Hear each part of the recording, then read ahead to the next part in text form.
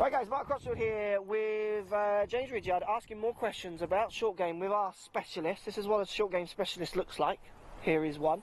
Callum is asking a question about different shots around the greens and different clubs. Let's get stuck in.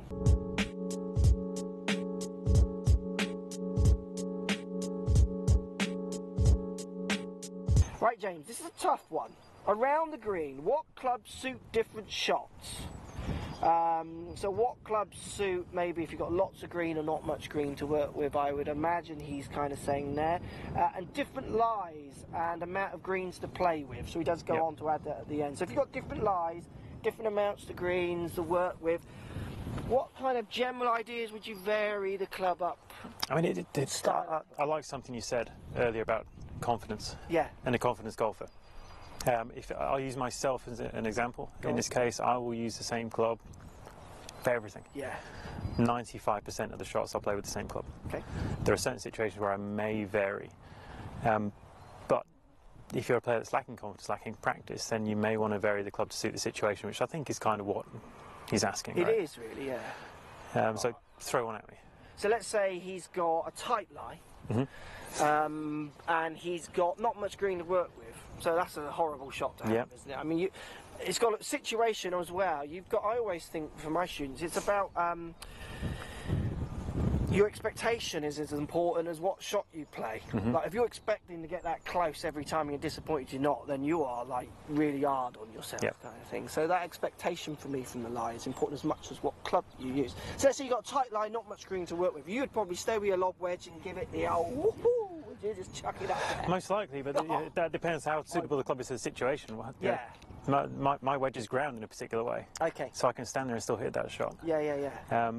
But many players might not have the right club in the bag to do the job at all. Yeah. So they have to try and hedge their bets a little bit and widen that margin of error somewhat. What would be a way of widening them, the room for error on that shot? Maybe even putting to going to no, like really little loft and running it along rather than trying to flop it on. Yeah, it really depends on the situation, the environment at the other end, how much space they actually have and what's in between them. Yeah. If they have something to go over, there may be no choice. Yeah. But what about deep rough? Wider soles. Yeah. Heavier. So maybe go for your lob wedges, sand wedges, which will have those bigger soles. Yeah, the more lofted clubs, as long as the ball's not sitting up too much. Yeah, I mean, let's say it's down in a bit of deep rough. My general rule is to get a bit of loft on quite a big, like, explosion swing.